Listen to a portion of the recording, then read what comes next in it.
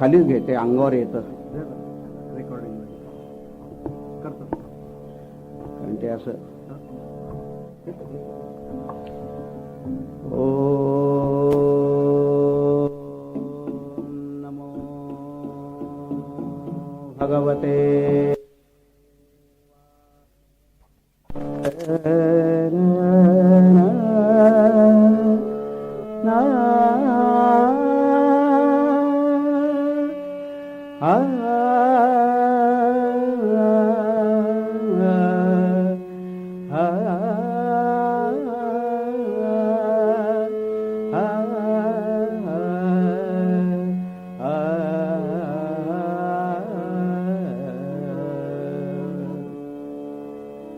One तुला प्रणवा Omkara one तुला प्रणवा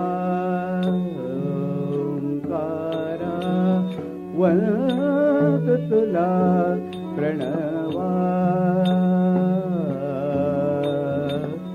मंगलमय तू अघ संहारा मंगलमय तू मंगल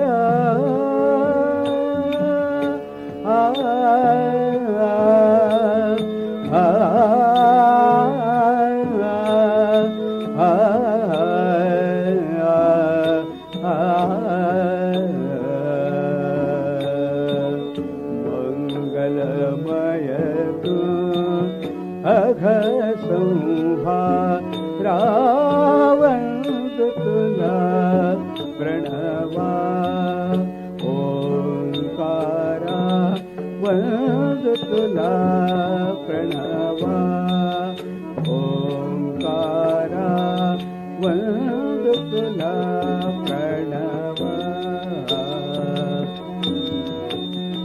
कोटि कोटि ब्रह्मांड गोल हे कोटि कोटि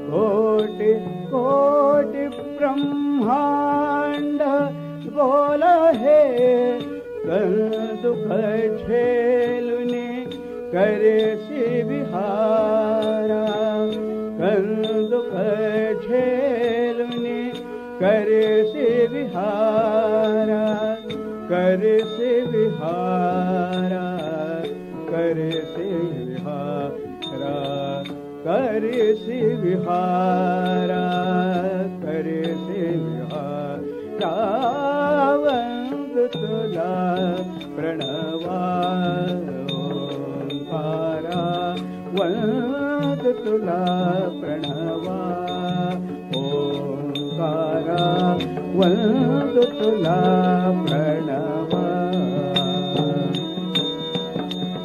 अनंत रूपे धारण करुनी अनंत रूपे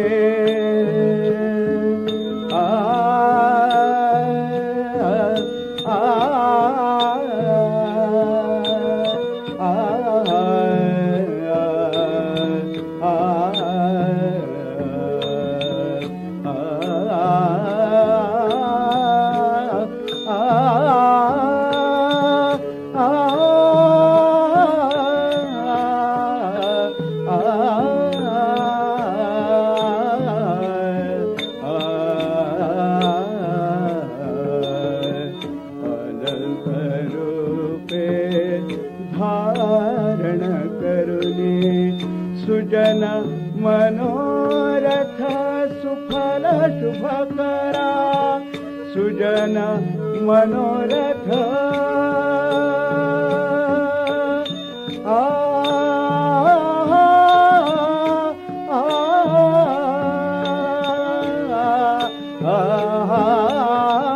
सुजन मनोरथ सुफल शुभकरा सुफल शुभकरा सुफल शुभकरा सुफल शुभकरा वंदु तुला प्रणवा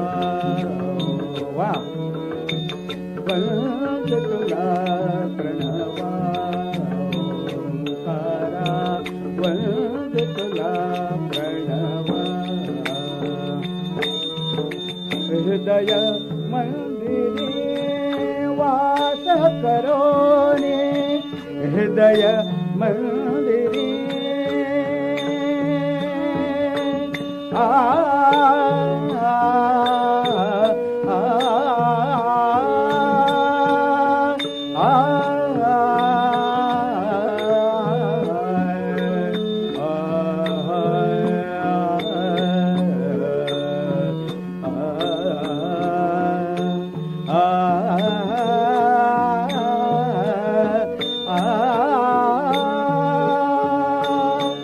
हृदय मंदिरे वास करोनी कीर्तन रंगी या रंग भरा कीर्तन रंगी या रंग भरा या रंग भरा या रंग भरा वंदु तुला वंदु तुला प्रणवा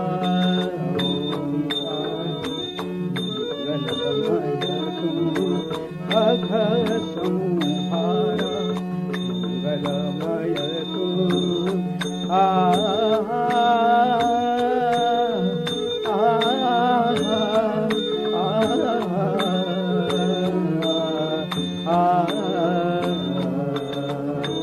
मंगलमय तू अघ संहारा वंदु तुला प्रणवा ओंकारा वंदु तुला प्रणवा ओंकारा वंदु तुला प्रणवा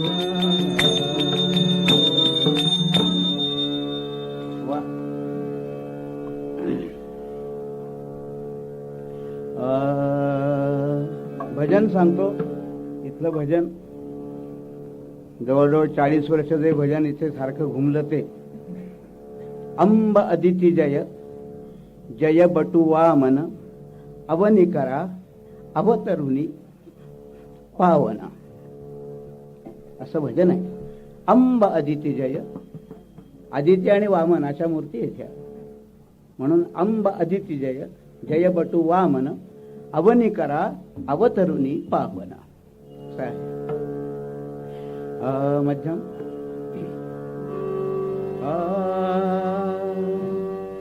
अंब अदिति जय जय बटू वामन अवनिकरा अवतरुणी पावन.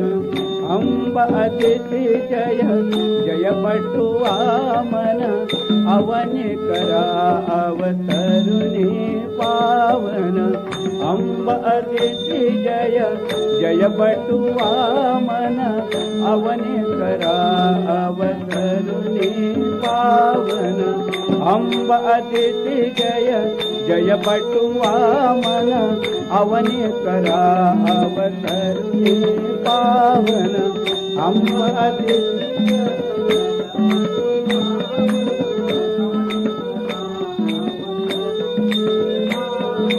अंब अदिति जय जय बटू वामन अवनिकरा अवतरुणी पावन.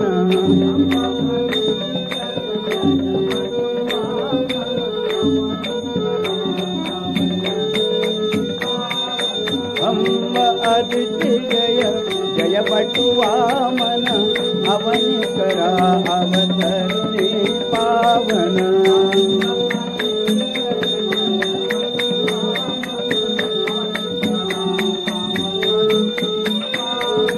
अंब अदिती जय जय पटुवामन अवनि करा अवतरणी पावन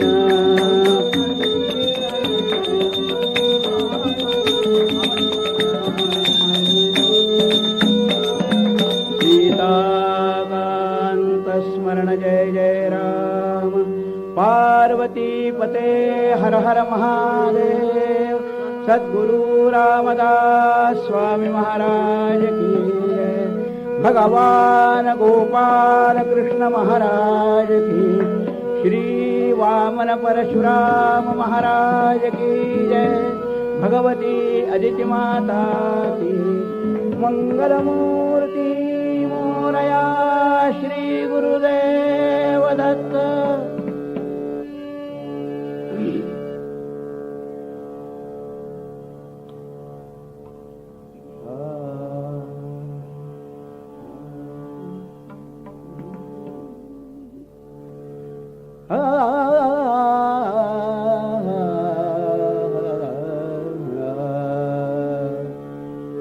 अरे उत्कृष्टा याभिरूपाय उत्कृष्टा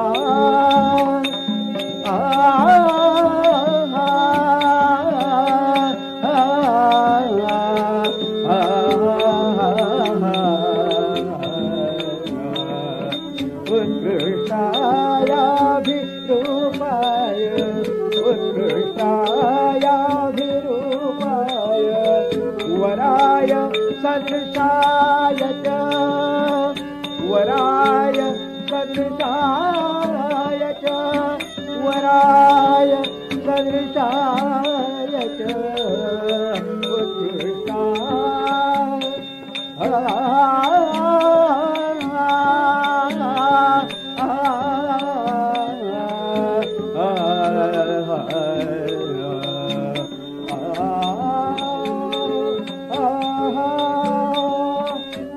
अप्राप्तामपि कान्ता तस्मै अप्राप्तामपि कान्ता तस्मै कन्या ददामि अप्राप्तामपि कान्तस्मै कन्या दद्यात् यथाविधि कन्या दद्यात् यथाविधि उत्कृष्टा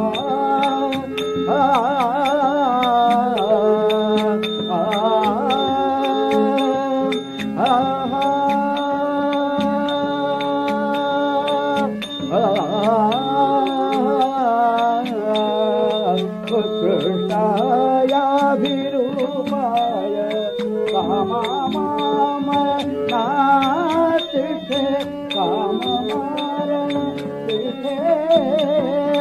गृहे कन्यरतु मद्यपि गृहे कन्यतु मद्यपि न चैवेनां प्रयच्छेतु न चैवेनां प्रयच्छेतु गुणहीनाय कर्ते उत्कृष्टायाभिभूताय उत्कृष्टा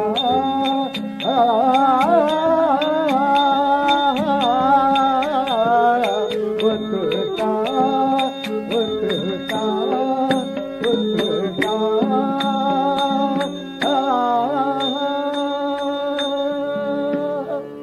मंगलमूर्ति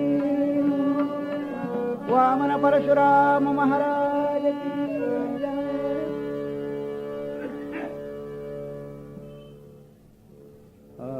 उत्कृष्टायाभिरूपाय वराय सदृशाय च अप्राप्तामधिकान् तस्मै कन्या दद्यात् यथाविधि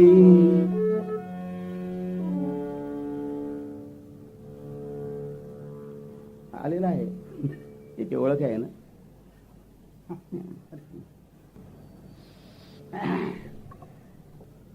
हे आमचे मोठे बंधू यांना जरा उशीर झाला आणि आता जवळजवळ मला वाटते ते 25 वर्षांनी 30 वर्षांनी बसले असतील, पण मला काही जाणवलं नाही. म्हणजे लहानपणी विद्या शिकली की कसा फायदा होतो. आता इथे इतके जुने जुने ओळखीचे चेहरे दिसायला लागलेले आहेत. सगळे आमचे काही वर्ग मित्र आहेत, काही इथे कीर्तनामध्ये धिंगाणा घातलेले मित्र आहेत, असे सगळेजण इथे जमलेले आहेत. आणि त्यामुळे एक निराळाच आनंद हेही आहेत आमचे खूप पूर्वीचे चेहरे, फार जुने चेहरे. कारण काय आहे, 1944 सालापासून ते 1974-75 सालापर्यंत इथे कीर्तनाचं गोकुळ असे आणि हजारो लोक कीर्तनाला यायचे आणि आम्ही 200-300 मुलंही असायचो त्याच्यात. आणि सगळ्या तऱ्हेच्या खेळ, धिंगाणे, मजा, नंतर दहीहंडी, हुतुतू, त्याच्यानंतर संध्याकाळच्या वेळेला आरती झाली की वैश्वदेव म्हणायचा. इथे आमचे गुरुजी शिकवत असत, संध्या, वैश्वदेव, पुरुष सूक्त, रुद्र. तर ते सगळे विद्यार्थ्यांचे चेहरे आता मला मधून मधून थोडे थोडे दिसत आहेत. असा काळ माझ्या लहानपणचा इथे गेला. आणि आता माझ्या वडिलांची जन्मशताब्दी चालू. 1904 साली वैशाख शुद्ध द्वितीयेला वैशाख शुद्ध द्वितीयेला त्यांचा जन्म आहे. तर हे वर्ष त्यांच्या वाढदिवसानिमित्त म्हणजे जन्मशताब्दी निमित्त आम्ही आपला साजरा करायचं ठरवलेलं आहे. आणि त्यामध्ये हा जो कार्यक्रम आहे ते दर महिन्याला 7 दिवस कीर्तनं करायची. तर गेला महिना वैशाख होता तेव्हा मी जिथे राहतो कोहिनूर मंगल कार्यालयाच्या समोर, तिथे गेल्या महिन्यात 7 कीर्तनं केली. आता इथे 7 कीर्तनं करायचं ठरवलंय. सकाळमध्ये जरी 3 दिवसाचं असलं तरी काय आहे, ती आख्यान बदलल्यानंतर पुन्हा येईल तिथे.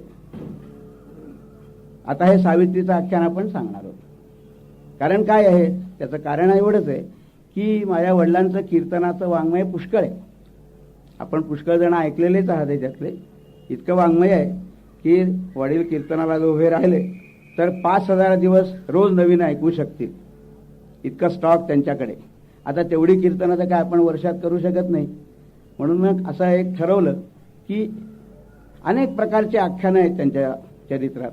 तर गेल्या सप्ताहामध्ये नवनाथांपैकी काही कथा आपण सांगितल्या, नवनाथांच्या. आता इथे महाभारतातली उप आख्यानं, म्हणजे मूळ कौरव पांडव नाहीत, पण महाभारतात पुष्कळ उपाख्यानं आहेत. त्याच्यातली उपाख्यानं आपण आता सांगणार आहोत महाभारतातली. आणि त्याचं कारण असं की हा ज्येष्ठ महिना आहे. ज्येष्ठ महिन्यात सावित्रीचं महात्म्य असतं. आपल्या सगळ्यांना जी सावित्री माहिती आहे ती महाभारतामुळे माहिती आहे. महाभारतात सावित्रीची कथा अत्यंत व्यवस्थित रीतीने सांगितलेली आहे. आणि त्यामुळे सावित्री ही आपल्याला माहिती असले, म्हणजे माहिती असेल पूर्वी, पण महाभारतात तिची कथा ही अतिशय व्यवस्थित रीतीने आलेली आहे. तर ती ह्या ज्येष्ठ महिन्यात असते म्हणून असं वाटलं की सावित्रीचं आख्यान सांगावं. मग इतर कोणती सांगावी, तर महाभारतातल्या इतर जी काही अशा कथा आहेत की ज्यात कौरव पांडव नाही आहेत तशा पुष्कळ आहेत, शेकडो कथा आहेत. तर त्याच्यातल्या काही निवडक, थोड्याशा निवडक म्हणजे ज्या कुठल्या, कारण सगळ्याच निवडक आहेत. ही चांगली आणि ही वाईट असं काही नाही. बरं, महाभारत सगळं अतिशय सुंदर आहे. परंतु काही काही कथा आपण आता त्याच्यातल्या या 7 दिवसात ऐकणार आहोत, आजपासून 26 तारखेपर्यंत असा हा कथाभाग आहे. तर आता हा जो आज आपण अभंग घेतलेला आहे तो स्वयंभुव मनूचा अभंग आहे. स्वयंभुव मनू त्यांनी काय सांगितलेलं आहे, उत्कृष्टाय अभिरूपाय वराय सदृशाय च अप्राप्तामपितां तस्मै कन्यां दद्यात् यथाविधी. सावित्रीचं जे आख्यान आहे ते मोठं विचित्र आहे. त्या आख्यानामध्ये जी गोष्ट आहे ती आज आपल्या 100 वर्षापूर्वी जी गोष्ट आपण कधीही करत नसो, परंतु धर्माने त्याला अनुमती दिली अशा तऱ्हेची कथा आहे. 100 वर्षापूर्वी असं जर कोणी केलं तर शी शी शी शी शी असं म्हणत असतील. परंतु मनूनी काय सांगितलंय हे सांगण्यासाठी हे आपण श्लोक घेतलेले आहेत. मनुस्मृतीतल्या 9व्या अध्यायातले हे 90व्या श्लोकाच्या जवळपासचे श्लोक आहेत. तर सावित्रीची कथा आपण ऐकली की ह्या श्लोकांचं महात्म्य आपल्याला कळेल. ते काय सांगतात की अभिरूप अशा तऱ्हेचा पती आई वडिलांनी भावानी आपल्या बहिणीसाठी किंवा मुलीसाठी निवडावा. म्हणजे कुल, शील आणि विद्या यांनी साजेसा तो पाहिजे. कुल, शील, कुलवान पाहिजे, आपल्या कुलाला साजेल अशा तऱ्हेचं कुल पाहिजे, आपल्याला साजेल अशा तऱ्हेची विद्या पाहिजे आणि आपल्याला साजेल अशा तऱ्हेचं रूप यौवन असं पाहिजे. अशा तऱ्हेचा अभिरूप हा पती आई वडिलांनी किंवा भावानी, समजा आई वडील नसले तर भाऊ निवडतो, आपल्या बहिणीसाठी किंवा मुलीसाठी निवडावा. आणि सदृशाय अप्राप्त, मग त्यावेळेला ती मुलगी कदाचित लहान असली तरी चालेल. चांगला नवरा मिळणं हे कठीण असतं. समजा एखादं वर्ष मागे, कारण पूर्वीच्या काळात ऋतुमती कन्या झाली की तो काळ असा आहे की तेव्हा तो विवाह होणं आवश्यक आहे. समजा एखादं वर्ष मागे पुढे असलं तरी सुद्धा चांगला नवरा जर मिळाला तर विवाह करून घ्यावा असं मनू सांगतोय. मनूचं काय वाक्य आहे ते मी सांगतोय. तर अप्राप्त उत्कृष्टायाभिरूपाय वराय सदृशाय च अप्राप्तामपितान तस्मै कन्याम दद्यात यथाविधी. यथाविधी म्हणजे आपण जे विवाहविधी करतो तो सप्तपदी आहे, म्हणजे कन्यादान आहे, सप्तपदी आहे, हा यथाविधी विवाह आहे. कारण विवाहात 8 प्रकार आहेत. म्हणजे काही पळवून नेलेली मुलगी असते, काही तिला न विचारता तिच्यावर बलात्कार करून केलेलं लग्न असतं, त्याला पैशाचे विवाह म्हणतात. पळवून नेलेलं जे लग्न असतं, मुलगी पळवून न्यायची, त्याला म्हणायचं असतं राक्षस विवाह. नवरा नवरी दोघांनाही एकमेक पटलेले असले तर आई वडिलांना काही माहिती नाहीये, परंतु कुठेतरी पेटलं, तिथेच त्यांनी आपलं एकमेकांच्या पुढे शपथा घेतल्या, अनाशपथा घेतल्या आणि देवाच्या साक्ष सांगितलं की बा आजपासून मी तुला सोडणार नाही आणि तू मला सोडणार नाहीस, अशा रीतीचा त्याला म्हणतात गांधर्व विवाह. असा हे गांधर्व विवाह, असे 8 प्रकारचे विवाह आहेत. आसुर विवाह, पैशाचे विवाह, गांधर्व विवाह. आणि आता हा जो आहे तो ब्राह्मविवाह आहे. ब्राह्मविवाह म्हणजे काय तर अलंकृत्य कन्या मुदकपूर्वान् दद्यात्. अलंकार जे शक्तीनुसार आपल्या अंगामध्ये शक्ती असेल त्या मानाने मुलीला नटवून सजवून चांगल्या मुलाच्याकडे तो मुलगा कसा असावा ते सांगतायत. उत्कृष्टाय अभिरूपाय वराय सदृशाय च. म्हणजे ती 8 वर्षाची आणि तो 72 वर्षाचा, हे सदृश नव्हे, सदृशाय च. म्हणजे तिचा साजेसा पाहिजे, कुलशीलाला साजेसा पाहिजे, विद्येला साजेसा पाहिजे. अशा तऱ्हेचा पती हा तिचे जे पालक असतील, म्हणजे आई वडील किंवा भाऊ, यांनी मुलीसाठी निवडावा, असा एक मुद्दा सांगितला. आता ते काय म्हणतात की कामम आमरणात तिष्ठेत गृहे कन्यर्तुमत्यपि. आता ऋतुमती कन्या झाली आणि लग्न नाही झालं, साधारण 12, 13, 14 वर्षाच्या दरम्यान ऋतुमती होते, समजा लग्न नाही झालं, मग आपण वाट बघतो. आता हल्ली हा प्रश्न आता आणखीन पुढे गेले, 25-30 वर्षापर्यंत आपण पुढे नेतो. मग ते सब झालं. आता ते पुढे काय म्हणतात की नचैवैनाम प्रयच्छेतु गुणहीनाय करहिचित. परंतु समजा अगदी 22 वर्षाची झाली आणि तरी देखील तिला साजेसा नवरा मिळाला नाही, तो गुणहीन आहे, तो विद्या शिकलेला नाही, त्याचं कुळ साजेसं नाही, त्याचं रूप हे अत्यंत वाकडं तिकडं अशा तऱ्हेचं आहे, तिला सदृश अशा तऱ्हेचा तो नाही, तिचं वय कुठे आणि त्याचं वय कुठे अशा तऱ्हेचा जर पत्ताच लागत नाही असं असलं तर तिला काय करावं. नचैवैनाम प्रयच्छेतु गुणहीनाय करहिचित. काही झालं तरी तिला अशा तऱ्हेच्या नवऱ्याच्या गळ्यात घालू नये. अहो काय आम्ही किती वाट पाहिली, शेवटी असं ठरवलं की जाऊ दे. मनूला ते मान्य नाही. म्हणून म्हणतो नच एव एनाम प्रयच्छेतु गुणहीनाय करहिचित. कधीच म्हणजे तिच्या गुणाला, तिच्या रूपाला वगैरे, तिच्या वयाला असं साजेल अशा तऱ्हेचा तो नवरा असावा. आता कमी जास्त थोडंफार होणं, परंतु आता शेवटी असं ठरवलं की काय त्याला 1 हात नाहीये किंवा 2 पाय, 1 पाय नाहीये किंवा जरा मध्यडच आहे डोक्याने, म्हणून म्हणतो गळ्यात घालू नका. गण्यात घालणं हा धर्म नव्हे. म्हणून 3 वर्षान्युदीक्षेत कुमार्य ऋतुमती सती ऊर्ध्वंतु कालादे तस्मात विंदेत सदृशम पतिम. ऋतुमती झाल्यानंतर आता किती आई वडिलांवर जबाबदारी आहे बघा. आजकाल ही जबाबदारी फार मोठी आहे, कारण ह्या श्लोकाशी सावित्रीच्या कथेचा संबंध आहे. हा जो 3रा श्लोक आहे. काय सांगतात की 3 वर्षान्युदीक्षेत. समजा अशी कल्पना करा की ऋतुमती मुलगी झाली, वय वर्ष 13-14 काहीतरी असेल. त्यानंतर 3 वर्ष आपल्याला साजेल अशा तऱ्हेचा नवरा, आपले आई वडील किंवा भाऊ आपल्याला काही शोधत नाहीये. त्यांचं काही लक्ष नाहीये. मुलीच्या पगारावरती लक्ष आहे. मुलीला 22,000 रुपये पगार आहे आणि आज 22,000 रुपये पगार आहे, तेव्हा तिचं वय किती आहे? 24-25 आहे. उद्या तो पगार जवळजवळ 40,000 होणार आहे. कम्प्युटर करते. कशाला आपण लग्न करायचं? मध्ये राहतोय किंवा बँकेत असली तर फ्लॅट होऊन जाईल, अशा तऱ्हेचे आई वडील जगामध्ये असतात. म्हणून काय सांगतो आहे की ऊर्ध्वंतु कालाद एतस्मात विंदेत सदृशम पतिम. 3 वर्षपर्यंत मुलींनी आई वडील किंवा भाऊ लग्न लावतायत की नाही वाट पाहावी. आणि जर त्यांचं लक्षच नाही असं दिसलं तर आपल्या गुणांना, आपल्या कुळाला, आपल्या रूपाला, आपल्या शिक्षणाला, आपल्या वयाला साजेल अशा रीतीचा पती तिने स्वतःहून निवडावा. म्हणून मी काय म्हणतोय, गेले 100 वर्षात आपण काही गोष्टी कशा बदललेल्या आहेत, किंवा 200 वर्ष केव्हा असतील. पुढे ते काय म्हणतात, अधीयमाना भरतारम अधिगच्छेत यदि स्वयं.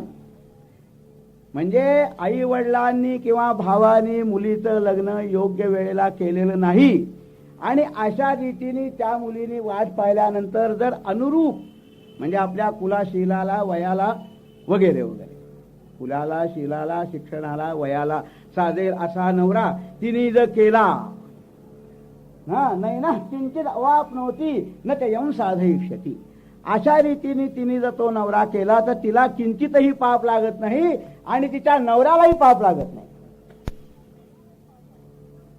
अशा तऱ्हेचा विषय मनुस्मृतीच्या ह्या 9व्या अध्यायाच्या 90व्या श्लोकाच्या दरम्यानचे हे श्लोक आहे. अशी ही कथा. म्हणजे कसं म्हणून धर्म सांगितलेला आहे. आता आपल्याला माहिती आहे, हे मी 4 श्लोक सांगितले. आपल्याला माहिती आहे की आपली रीत अशी आहे की मुलीने जर स्वतःचा नवरा शोध, आता आजकाल तर असं आहे की ऋतुमती होण्याच्या आत आपण तर लग्न करतच नाहीच करत. ऋतुमती झाल्यानंतर 10 वर्ष गेली तरी करत नाही. ऋतुमती झाल्यानंतर 20 वर्ष झाल्यानंतर केलं तरी नशीब, अशी आज पाळी आलेली आहे. काय वेगळ्या तऱ्हेने धावतंय. आणि त्यामुळे माझ्या लहानपणाची परिस्थिती अशी होती की मुलगी 17-18 वर्षाची झाली की तिचं लग्न व्हायचं. माझ्या लहानपणी तो काळ फिरता पुढे जाता जाता 19, 22, 23, 27, नाही अजून लहान आहे मुलगी, 27 तर वर्षाची आहे. आणि मुलगा काय ते 32-33, कारण हल्ली फक्त 8 महिने किंवा वर्षाचं किंवा 1.5 वर्षाचंच अंतर लागतं. अगदी ते असं झालेलं आहे, अगदी कट्टनकटी आहे सगळं. तेवढं झालं, एक मुलगा झाला की बस झालं. असा सगळा तो प्लॅन पुढच्या आयुष्याचा जणू काही आपल्याच हातात मुलगा होणं आणि न होणं आहे, अशा तऱ्हेची स्थिती आजकाल मानली जाते. तर याच्याबद्दल धर्मशास्त्रामध्ये म्हणून कशा रीतीने विचार सांगितलेला आहे. आता उत्तरंगात जेव्हा आपण आख्यान ऐकू तेव्हा या कथेचं महत्व, सुरुवातीलाच तशी कथा आहे की आपण ऐकल्यानंतर कळेल की ह्या श्लोकांचं महत्व कसं आहे. अशा रीतीने मुलगी वयात आल्यानंतर तिचा विवाह करण्याची जबाबदारी ही आई वडिलांवर किंवा पालकांवर असते, हे तात्पर्य. जर वयात आल्यानंतर तिचा विवाह आपण जर केला नाही आणि तिने तिच्या अगोदर सांगितलेल्या कुलशील वगैरेला साजेल अशा तऱ्हेचा पती निवडला तर तो वाळीत टाकला जावा किंवा त्याच्याशी आम्ही भेटायलाच गेलो नाही, आम्ही त्याच्याशी संबंध सोडलेला आहे, असंही लोक आपल्याला भेटतात. 3-3 वर्ष त्या मुलीला भेटण्यासाठी आई वडील जात नाहीत. नाना प्रकारच्या केसेस आपण ऐकत असतो. परंतु त्या मुलीचा योग्य वेळेला विवाह आपण लावून दिला नाही किंवा देऊ शकलो नाही जर शिकलो नाही देऊ तर काय होतं हे या कथेमध्ये आहे. आपण जर देऊ शकलो नाही 3 वर्षात आत मुलीला मुलगा, तर काय करावं लागतं, काय कशा रीतीच्या आपण तिला उभा द्यावी लागते हे ह्या कथेत आहे. म्हणून मला हे सांगायची इच्छा झाली. असा हा आपल्या आजपर्यंत जवळजवळ 200-300 वर्षाच्या इतिहासात विरुद्ध असलेला विषय. म्हणजे असं की त्यांनी प्रेमविवाह केलाय, माहितीये का, असं तोही काळ गेलाय आता तो. म्हणजे मला अशी गंमत की साधारण 30 वर्षापूर्वी, 40 वर्षापूर्वी, 50 वर्षापूर्वी, 60 वर्षापूर्वी प्रेमविवाह केला तरी वाईट टाकत असत. आता कुठे आपण एखाद्या ठिकाणी गेलो, परवाच्या दिवशी मी आगगाडीत होतो आणि त्या 2 मित्र एकमेकांशी गप्पा मारत होते आणि ते म्हणत होते, काय तुम्ही प्रेमविवाह केला का, वा काय छान केलं, असंही म्हणणारे लोक आलेले. वस्तुतः ते प्रेमविवाह आहे का अप्रेमविवाह याच्याशी संबंध नाहीये. एक म्हणजे कशावरती आपण आपलं घोडं तयार करून त्याच्यावरती स्वार होत असतो. रूप, गुण, शील आणि मुख्य कुल याला साधेल असा पती निवडणं ही गोष्ट महत्वाची आहे. म्हणजे विवाहोत्तर प्रेम का प्रेमोत्तर विवाह या सगळ्या गोष्टी या आपल्या इतिहासाकडे बघता व्यर्थ ठरतात. का तर आपल्या आजपर्यंतच्या इतिहासात पाहिलं तर आई वडिलांनी लग्न ठरवायचं आणि मुलांनी बोहल्यावर उभं राहायचं. अशी लग्न झाली तरी ज्याला आपण म्हणू की लग्न यशस्वी झालं की नाही, तर ती लग्न एका अर्थाने यशस्वी झालीच. एका म्हणजे कोणत्या अर्थाने की त्यांनी घटस्फोट कधी घेतले नाही, या अर्थाने ती यशस्वी झाली. व्यवस्थित रीतीने आपल्या इतिहासात हजारो वर्षाचा इतिहास पाहिला तर या त्रैवर्णिकांमध्ये झालेल्या लग्नामध्ये घटस्फोट नावाची कल्पना रूढ होऊ शकलेली नाही. जरी आई वडिलांनी मुलाला मुलगी बघून दिलेली असली आणि त्याने एकमेकांकडे बघितलेलं नसलं तरी सुद्धा त्याचं कारण आपलं पातिव्रत्य या कल्पनेमध्ये आहे. म्हणजे मुलगा कसाही जरी भरकटला तरी ती जी मुलगी आहे ती आपला संयम बाळगून देत नाही. असं घडतं. म्हणजे संसार असा आहे की अनेक प्रकारच्या गोष्टी घडतात. असं काही नाही की मुलगाच वाईट असतो, मुलीचंही पाऊल वाकडं पडू शकतं. एका हाताने टाळी वाजत नाही हे ह्या विषयाच्या बाबतीत तर 100% खरं आहे. कारण नुसता मुलगा कधीच वाकडं पाऊल टाकू शकत नाही. कुठली तरी एक मुलगी असते आणि म्हणून तो वाकडं पाऊल टाकतो. कुठली तरी एक मुलगी असते, भले ती कशी असो, म्हणजे ती संसारी असो किंवा व्यावसायिक असो, कोणी व्यावसायिक असो किंवा संसारी असो. जर संसारी असली तरी देखील चोरून मारून त्यांचा व्यवहार पूर्वापार चाललेलेच आहेत. आपण जुनी संस्कृत वाङ्मयामधले पंचतंत्रासारख्या गोष्टी जरी बघितल्या तरी त्याच्यातही अशी पुष्कळ उदाहरण आहे की नवरा गेल्यानंतर आज जसं आपण ऐकतो सगळं टेलिव्हिजनवर चाललेलं असतं, गोष्टीत चाललेलं असतं, तर त्यामुळे बाईचं पाऊल वाकडं पडणं ही गोष्ट फक्त आत्ताच सुरू झाली असं नाही. हा निसर्ग नियम आहे. कमी जास्त प्रमाण हे नक्कीच आहे आणि त्याला ऑथेंटिसिटी मिळणं हे आज वेस्टर्न कन्सेप्टमुळे आलेलं आहे की हा हे काही हरकत नाही ह्याला असं वाटणं, हे फरक आहे. परंतु असं घडतच नव्हतं असं तर काही नाहीये. अनेक कारणांचा उपयोग करून वेगवेगळे स्त्रिया किंवा वेगवेगळे पुरुष हे वाकडं पाऊल टाकत असत, जसं आज टाकतात तसं. आणि आपला संसार मोडू नये म्हणून ती बाई किंवा तो पुरुष त्या अशा तऱ्हेची गोष्ट असली तरी देखील ते सांभाळून एकमेकांना नेतात किंवा नेत असत. हा एक त्याच्यातला भाग आहे, हे आपल्या सगळ्यांना माहिती आहे. असं नेत असत. मग अशा तऱ्हेने का, तर कुटुंबाचं महत्व जास्त आहे. आपलं कुटुंब हे एक जिन्सी राहावं. आपल्या मुलाबाळांवर वाईट संस्कार होऊ नयेत. आपली मुलं बाळे हे विशिष्ट प्रकाराने आपली जी आजपर्यंत वडलोपार्जित आलेली ठेवण आहे त्या ठेवणीतूनच त्यांचा साचा पुढे जावा. भले माझ्याकडनं काही चूक होत असेल, तुझ्याकडनं काही चूक पैशाच्या दृष्टीने असेल, अनेक दृष्टीने असेल. म्हणजे मी असं म्हणत नाही की फक्त सेक्सच, अनेक दृष्टिकोन आहेत. म्हणजे जेवढे जेवढे माणसांना एकत्र राहण्यासाठी म्हणून विचार असतात किंवा तिला नाटकं आवडतात पण मला गाणं आवडतं, की होऊ शकतो वाद. तुझ्या घराचा रंग हिरवा आहे परंतु मला अशा तऱ्हेचं हिरव्या घराचं रंगाचं घर आवडत नाही, म्हणून सुद्धा घटस्फोट झालेली उदाहरणं आमच्या एका मित्राचीच गोष्ट आहे. आमचा एक मित्र आमच्या तिकडे एरंडवण्याला मागच्या बाजूला राहणारा, आणि लग्न झाल्यानंतर 5-6 दिवसात त्या मुलीने सांगितलं की तुझं जे घर आहे त्याचं रिनोव्हेशन केलं नाहीस तर मी या घरात काही राहू शकत नाही. बंगला स्वतःचा आहे, अतिशय सुंदर एरिया आहे, झाडं झुडपं सगळी आहेत, वेल झाडं झुडपं सगळं आहे, कशाला तोटा नाहीये. नवऱ्याला जे जवळजवळ 10 वर्षापूर्वी मी सांगतोय 35,000 रुपये पगार होता, उत्कृष्ट तऱ्हेच्या नोकरीमध्ये तो मुलगा. म्हणजे काही आपण असं म्हणू, दिसायलाही चांगला गुणवान मुलगा, कोणत्याही तऱ्हेची त्याच्यामध्ये आडकाठी नाही. परंतु ती मुलगी जी आली ती म्हणाली की हे तुझं घर जे आहे, कारण खालचा 3 मजली घर, खालचा मजला भाड्याने दिलेला, 2 मजले ह्यांच्याकडे, परंतु ते होतं साधारणपणे अशी कल्पना करा 30-35 वर्षापूर्वीचं. त्याची ठेवण जुन्या काळातली होती. जसं आपण टेलिव्हिजनमध्ये घर बघतो तसं ते घर नव्हतं की असं त्याला पोर्च आहे, मग पुढच्या बाजूला हिरवळ आहे, आणि मग मागच्या बाजूला असं ते फ्लॅट्स आहे, त्याला मोठमोठ्या खिडक्या आहेत, त्याचे असं केलं की पडदे उघडतात, असं तिची कल्पना होती. म्हणजे तिने बघितलं होतं घर, परंतु तिला असं वाटलं असं घर पाहिजे. तर तिने ते घर नाही म्हणून तो म्हणाला की आपण सावकाश करूया, एकदम काय होणार आहे, आमचे वडील आई सगळे इथे राहत आहेत. तर ती म्हणली मला असं घर चालणार नाही. तुम्हाला सांगतो 6 महिन्याच्या तिने घटस्फोट घेतला, कारण एकच की हे घर मला पाहिजे तसं नाही. म्हणजे आता असं टोक असं जात चाललेलं आहे. म्हणजे जे नवऱ्या मुलाला आवडतं ते नवऱ्या मुलीला आवडत नाही, किंवा उलट जे नवऱ्या मुलीला आवडतं ते नवऱ्या मुलाला आवडत नाही.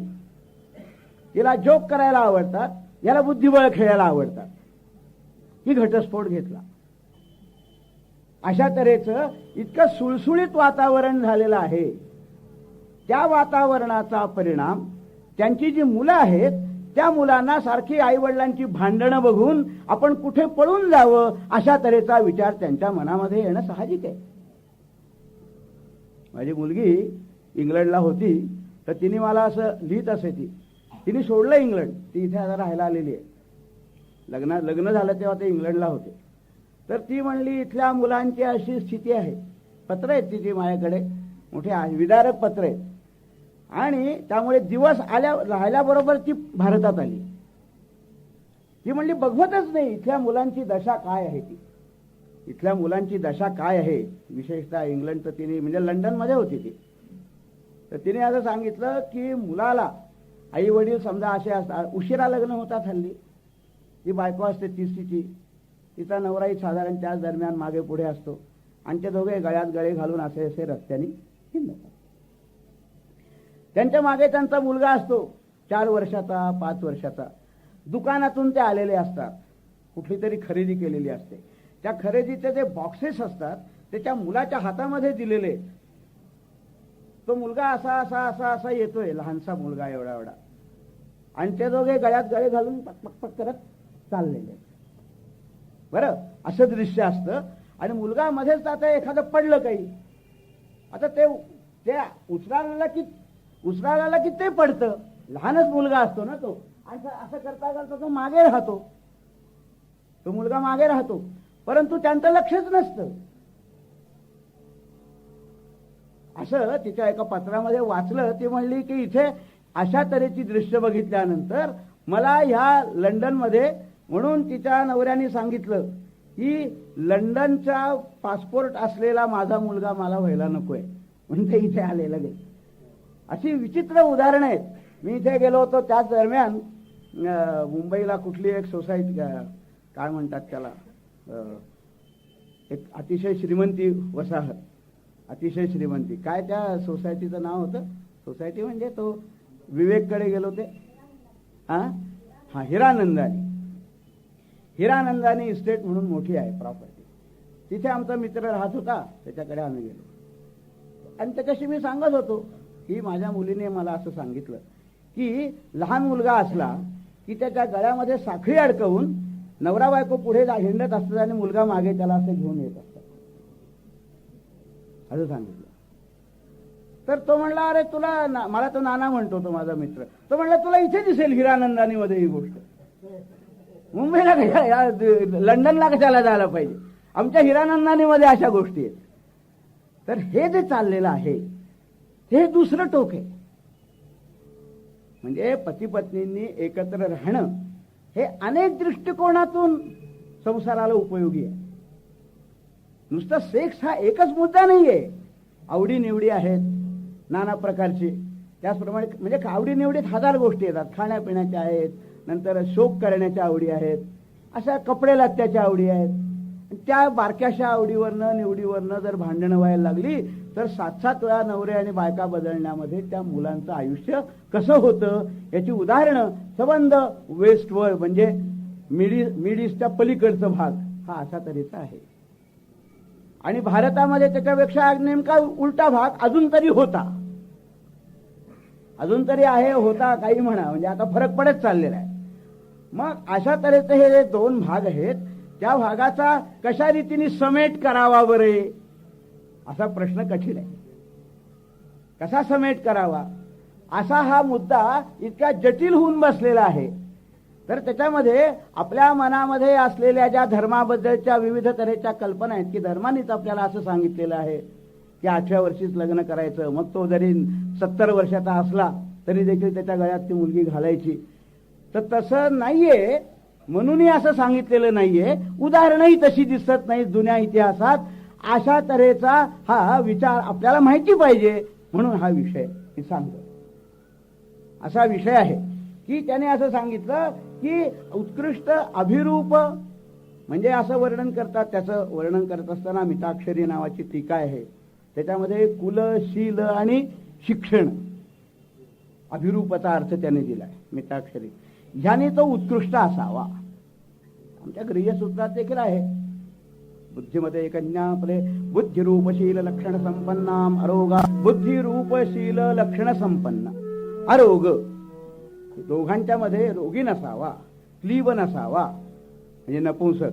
नंतर बुद्धिरूपशील लक्षण संपन्न अशा तऱ्हेचा हा मुलगा किंवा मुलगी अशी असली तर मग त्यांच्या विवाहाची त्यांनी एक व्यवस्था सांगितली. आता याच्यात एखाद्यात तसं नसलं ते आता आपण करतो तसं, कोणाला पाय नसला तर मग आपण पाय नसलेली किंवा अशी मुलगी बघतो, म्हणजे अपंगांशी अपंगांचा. कारण अनुरूप असं आहे ना, अनुरूप आहे. त्यांनी शब्द वापरला अनुरूप, म्हणजे कमी जास्त जसा असेल. ती तिरळी असली मुलगी तर त्याला साजेसा तिने एखादा गुण असा निवडावा नवऱ्याचा की आपल्या जीवनाचा बट्ट्याबोळ होणार नाही, परंतु माझ्या डोळ्यात तर आहे देवाने दिलेलं काहीतरी, आपणही थोडासा न्यून मुलाचा घेऊ.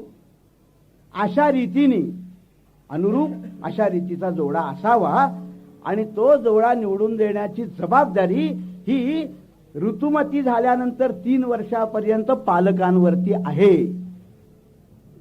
तेवढा काळ बदलल्यानंतर जर मुलीने आपला अनुरूप अशा तऱ्हेचा पती निवडला नाही तर तो म्हणू शकतो की असं करू नको मुली, आपलं कुळ कुठे, ते कुळ कुठे, असं म्हणू शकतो तो.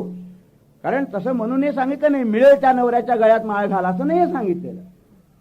फक्त तिला फ्रीडम दिलेलं आहे, फ्रीडम तिला दिलेलं आहे. आणि गुण हे तुला पाहायचे की माझ्या कुळाला शीलाला साजेल, शिक्षणाला साजेल अशा तऱ्हेचा नवरा मी शोधते. अशा रीतीचा विचार हा मनुस्मृतीमध्ये सांगितलेला आहे. आता त्याचा या सावित्रीच्या कथेशी कसा संबंध आहे हे आपण आता उत्तरंगामध्ये ऐकूया.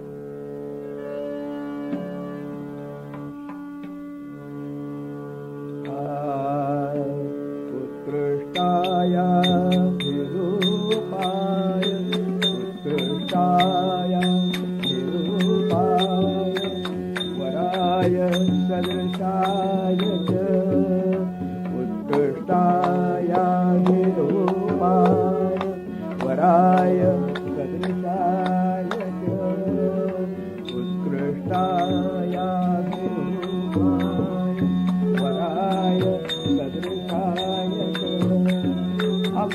अप्राप्तामपि तान्तस्मै अप्राप्तामपि तौतस्मै कन्यां दद्याद् यथा विधि ज्ञानदत्या यथाविधे कृष्णाय विरूपाय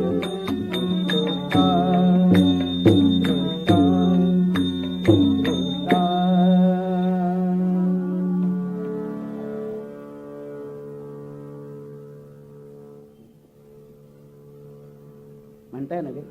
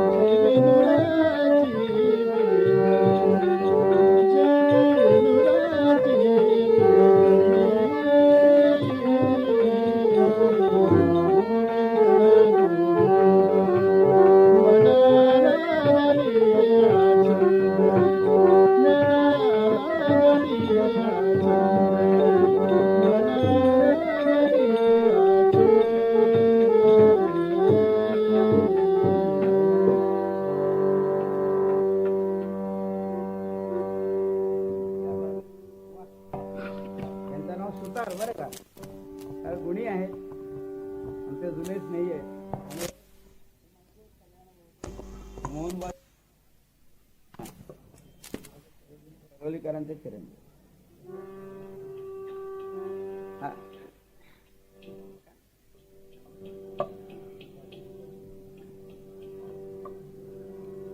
आता दुसरं एक भजन, जय वामन परशुराम वंदु श्री राम राम जय राम.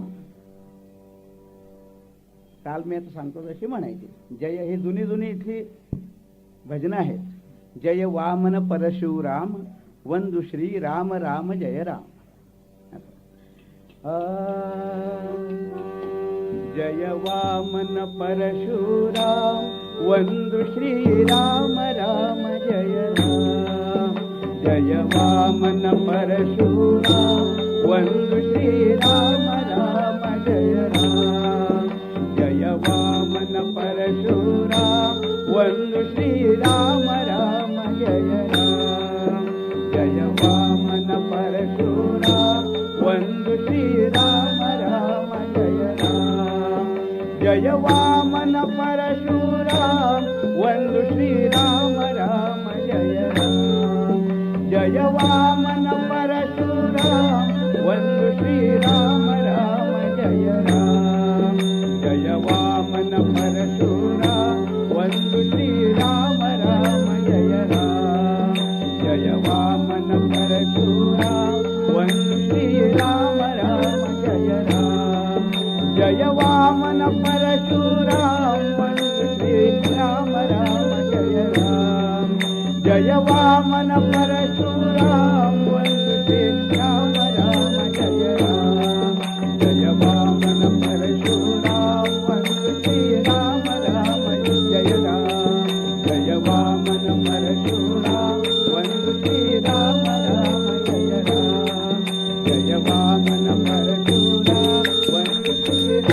राम जय राम. सीताकांत स्मरण जय जय राम. पार्वती पते हर हर महादेव. सद्गुरु रामदास स्वामी महाराज की. भगवान गोपाल कृष्ण महाराज की. श्री वामन परशुराम महाराज की जय. भगवती अदिति माता की. मंगलमूर्ती.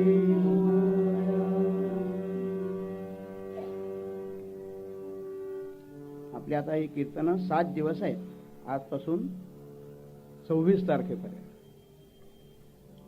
तर महाभारतातली उपाख्यानं असं लोकांसमोर ठेवलंय. महाभारतात कौरव पांडवांच्या कथांव्यतिरिक्त इतर शेकडो कथा आहेत, अतिशय उद्बोधक आहेत. तर त्याच्यातलं सावित्रीचं आख्यान हे महाभारतातच आहे. आणि आता ज्येष्ठ महिन्यात सावित्री पुष्कळ जणांना माहिती असते, म्हणून म्हटलं सावित्रीच्या आख्यानाला सांगावं. मग त्याच्यानंतर पुढच्या महिन्यात महाभारतातली मुख्य आख्यानं, त्याच्या पुढच्या महिन्यात भागवतातली आख्यानं, अशा तऱ्हेने मग भागवतात देखील उपाख्यानं आहेत आणि कृष्णकथा आहे. आता भागवतात कृष्णकथा खरं थोडी आहे. लोकांना असं वाटतं भागवत म्हणजे कृष्ण, तसं नाही आहे. भागवतामध्ये एकूण 12 स्कंध आहेत. त्या स्कंधामध्ये 10वा स्कंध जो आहे त्याच्यात फक्त कृष्णकथा आहे. 10व्या स्कंधात. 11व्या स्कंधामध्ये कृष्णाने केलेला उपदेश आहे. कृष्णाने केलेला उपदेश आहे 11व्या स्कंधामध्ये. कृष्णाने केलेला उपदेश तो देखील सगळ्या स्कंदवर नाहीये, पण पुष्कळसा आहे. आणि 12व्या मग बाकीचे स्कंद आहेत तर इतरच आहे सगळं, असं आहे. तर ते एकदा कृष्णकथा आणि त्याच्यानंतर मग इतिहासात वडिलांच्या ज्या एकंदरीत काम आहे ते पृथ्वीराज चव्हाण, पृथ्वीराज ते नेहमी सांगत असत, आपल्याकडे पृथ्वीराजापासून पृथ्वीराजापर्यंत पूर्वीच्या कथा. पृथ्वीराज हा पहिला राजा, त्याच्यापासून पृथ्वीराजापर्यंत पहिला, आणि पृथ्वीराजापासून ते सुभाषचंद्र बोसांपर्यंत आताच्या कथा. एवढं त्यांनी वाङ्मय कीर्तनामध्ये उत्पन्न केलं. आणि खरंच केलं. म्हणजे ते गाऊ शकतो, मी गाऊ शकतो आज. नुसतं कल्पनेने नाही. अशा रीतीने मोठं वाङ्मय आहे. तर त्याचं साधारण असं ठरवलंय की एकदा राजपुतांची चरित्र, पृथ्वीराज चव्हाणापासून राजपुतांचे राणा प्रताप वगैरे, रूपनगरची राजकुमारी, मग शिवाजीची चरित्र, असे एक एक सप्ताह आपण वाटून जर घेतले, एकदा शिवाजीला 2 सप्ताह लागतील, राजपुतांचे चरित्र आहे त्याच्यात 1-2 सप्ताह होतील. म्हणजे शेवटी कमी पडणारच आहे वेळ. आपलीच इच्छा आहे, वाटलं तर आणखीन सांगता येईल. म्हणजे त्याच्यात काय असं बांधील की काही नाहीये. परंतु अशा तऱ्हेचं मी एक साधारण डोळ्यासमोर चित्र ठेवलेलं आहे. तर त्याच्यातले महाभारतातल्या उपकथा आपण आता 3 निवडलेल्या आहेत. त्याच्यातली ही पहिली सावित्रीची आहे. मग एक समुद्रमंथन, त्याच्यात कूर्माचा अवतार आहे समुद्रमंथन. आणि त्याच्यानंतर नलदमयंतीची कथा फार मोठी आहे खरं म्हणजे, जवळजवळ 20 दिवसाचं आख्यान आहे. पण ते सगळं नाही सांगता येणार.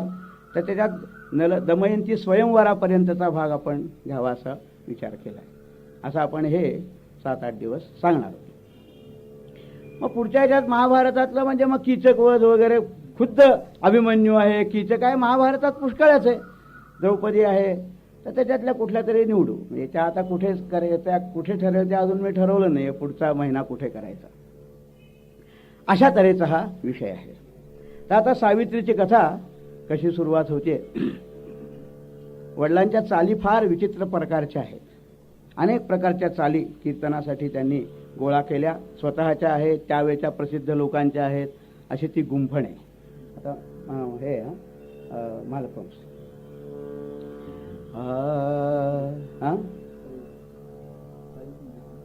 बघू, मग वाटलं तर मी बदलेन. घण घण घण घण घंटा नादे, धड धड धड धड काननी वाजे. घण घण घण घण घंटा नादे, धड धड धड धड काननी वाजे. मंद मंद गती धुंद होईल, मंजुळ नाद उठे. मंद मंद गती धुंद होईल, मंजुळ नाद उठे. घण घण घण घंटा नादे, धड धड धड धड काननी वाजे. घण घण घण घण घंटा नादे, धड धड धड धड काननी वाजे. मंद मंद गती धुंद होई, मते मंजुळ नाद उठे. मंद मंद गती धुंद होई, मंजुळ नाद उठे. वनगायीचे कळप समोर, पुष्प फुलारून नाचती मोर. वनगायीचे कळप समोर, पुष्प फुलारून नाचती मोर. हंस सारिका बघून बालिका, म्हणते देवी कुठे. हंस सारिका बघून बालिका, म्हणते देवी कुठे. मंजुळ नाद उठे, मंजुळ नाद उठे. घण घण घण घण घंटा नादे, धड धड धड धड काननी वाजे. घण घण घण घंटा नादे, धड धड धड धड काननी वाजे. मंद मंद गती धुंद होईल, मंजुळ नाद उठे. असं वनामधली एक गोष्ट आहे. अत्यंत दाट असलेलं वन, उंच उंच झाडं आहेत आणि त्या झाडांना लगडून वेली आहेत. विविध तऱ्हेचे बहर फुलांना आलेले आहेत. म्हणजे पिवळे आहेत, जास्वंदी रंगाचे आहेत, निळे आहेत, अशा तऱ्हेची फुलं त्या वेलींना आणि वृक्षांना त्या लगडलेल्या. वृक्षांचे नाना प्रकारची फुलं किंवा त्यांना असलेली फळं याने ते वृक्ष लगबदलेले. आणि सगळीकडे अशी उंच उंच झाडं, मधूनच काही बारकी बारकी झुडपं, मधूनच एखादा असा सपाट प्रदेश, मध्येच एखादा झरा. त्या झऱ्यावरच्या तिथे असं रस्ता असा खाली जातोय, पुन्हा असा वर येतोय. बारके बारके डोंगर आहेत. त्या डोंगराच्या दोन्ही बाजूनी त्या वनश्रीचे मिश्र अशा तऱ्हेचे गंध. आपण वनामध्ये जर फिरलेले असलात तर आपल्याला माहिती असेल की पानांचे, फळांचे, फुलांचे असे विविध तऱ्हेचे गंध असतात. आणि त्या गंधांना जोखण्यासाठी तिथनं ससे पळत असतात, हरणं पळत असतात, नाना प्रकारचे वनातली श्वापदं असतात. ती दिवसा कधी बाहेर येत नाहीत, परंतु ससे दिवसा येतात.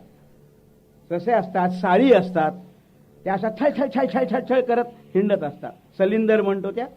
मागच्या बाजूला त्यांना असं काटे असतात, त्या पळायला लागल्या की त्याच्या काटे असं एकमेकांना आदळतात, थड अशा जात असतात.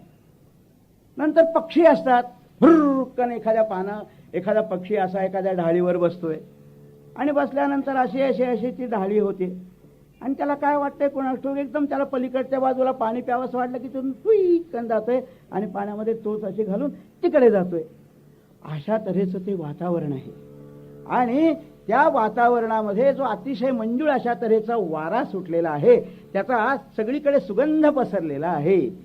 आणि ह्या अशा वातावरणामध्ये एक रथ, सकाळची वेळ आहे, साधारणपणाने 8:30-9 असं आजच्या काळात बोलायचं तर सूर्य कासराभर वर आल्यानंतर तो रथ आहे. रथ मोठा आहे, चांगला प्रशस्त रथ आहे. आपण टीव्हीमध्ये रथ बघतो ते विसरून जा. टीव्हीमध्ये असे बारकेसे रथ असतात कारण त्यांना थोडंसं दाखवायचं असतं, परंतु रामायण महाभारतात वर्णन केलेलं रथ म्हणजे ह्या देवळापेक्षाही मोठे रथांची वर्णन आहे. या भीमाच्या रथाचं वर्णन ऐकलं किंवा घटोत्कचाच्या रथाचं वर्णन तर झडकी भरते. आणि त्या रथांची चाकं ही घणघण घणघण अशी फिरतायत, त्यांना घंटा लावलेल्या आहेत. आणि घोडे आहेत, छेळ 2 पांढरे 2 काळे अशा तऱ्हेचे घोडे आणि त्या घोड्यांना खुळखुळे घातलेले आहेत आणि ते घोडे असे चाललेले आहेत. सारथी घोडा चालवतो आहे आणि आतमध्ये रथाच्या नंतर 2 वृद्ध मंत्री आहेत, 2 वृद्ध मंत्री आहेत, पुरोहित आहेत. हे ठीक आहे. आणि अतिशय लावण्य संपन्न अशा तऱ्हेची नुकतीच वयात डोकावणारी एक सुकुमार मुलगी आहे. आणि त्या सगळ्या गोष्टी करतायत, प्रेमाने गोष्टी करत करत तो रथ वर खाली असा चाललेला आहे. घण घण घण घण घंटानादे, धड धड धड धड काननी वाज, घण घण घण घण घंटानाद, धड धड धड धड काननी वाज, मंद मंद मती धुंद होई मती मंजुळ नाद उठे. आणि तो फार जोरात चाललेला नाही रे, कारण मारामारी वगैरे काही करायची नाहीये. अलगद ते प्रवास करत आहेत. छळक अशा तऱ्हेचा तो रथ चाललेला आहे. त्यांची बोलणी चालली आहेत, अंग अशी हलत आहेत. असा जाता मध्येच एक ओढा आलाय, त्या ओढ्याला असं ओलांडून ते पलीकडे जात आहेत. आणि एक दिव्य अशा तऱ्हेचं पुढे जे अरण्य आहे त्याचं नाव मेध्यारण्य असं आहे. या मेध्यारण्यामध्ये हा रथ गेला आणि तो जाता जाता जाता शोधता आहेत. आतमधले जे पुरोहित आणि सचिव आहेत ते डोळे भरून इकडे तिकडे आपल्याला हवं ते दिसतंय का, काही खुणा त्यांना माहिती आहेत. त्या ओढ्याच्या पलीकडे गेल्यानंतर अशा खुणा आहेत. अशा तऱ्हेचं एक वडाचं झाड आहे, त्याच्या पुढे एक पिंपळाचं झाड आहे, अर्जुन वृक्षांची मांदियाळी आहे. आणि त्याच्या पलीकडे गेल्यानंतर एक सरोवर दिसेल. त्या सरोवराच्या पलीकडे एक सुंदर अशा तऱ्हेचा आश्रम आहे. त्या आश्रमाच्या समोरच्या सरोवरामध्ये सुंदर सुंदर कमळं फुललेली आहेत. वर्णन आहे त्यांच्याकडे आणि ते शोधत शोधत ते चाललेले आहेत. परंतु हे जात असताना हंस सारिका बघुनी बालिका म्हणती देवी कुठे. त्या वनामध्ये असलेल्या शुक आहेत, सारण आहेत, अशा तऱ्हेचे पक्षी ते म्हणतात की आजपर्यंत तिथले हंस असं म्हणतात की आजपर्यंत आम्ही स्वतः छान आणि सुंदर आणि डौलदार वाटत होतो, पण ही वनदेवता जणू काही या रथामध्ये बसलेली आहे आणि तिचं रूप बघितल्यानंतर ही देवता चालली तरी कुठे, आमच्यापेक्षा सुंदर असलेली ही देवता चालले कुठे आहे. मधुकर अंबुजी करे मधुपान, आम्रतू वरी पिक करिका. आणि जात असताना कमळं फुललेली आहेत सरोवराची, त्याच्यावरती भुंगे गुंजारव करताहेत. मधुकर अंबुजी करी मधुपान, आम्रतुरुवरी पिक करिगान. वन्य देवता फुलविती लता, सुमधुर गंध सुटे, मंजुळ नाद उठे. घण घण घण घण घंटानाद, धड धड धड धड काननी वाज, मंद मंद गती धुंद होय मती मंजुळ नाद उठे. असा तो रथ येता येता येता येता त्या सरोवराच्या पलीकडे असल्या तो रस्ता असा वळण घालून जातोय आणि एक सुंदर अशा तऱ्हेचा आश्रम, त्या आश्रमाच्या बाहेरच्या बाजूला असलेलं छोटंसं मोकळं मैदान, तिथे असलेली हिरवळ, तिथे तो रथ थांबला. रथ थांबल्याबरोबर आतमध्ये असलेला एक दूत आहे, त्या दूताने खाली उडी मारली आणि त्यांनी जरा म्हटला जवळपास चौकशी करावी कुणाचा आश्रम आहे. म्हणून तो आतमध्ये गेला आणि आतमध्ये जाऊन अगदी माणसं नाहीच आहेत, एकांत आहे सगळा. मध्येच कोणीतरी एखादा मोळीवाला जातोय म्हणून हा सरळच आपला सरळ आश्रमातच गेला.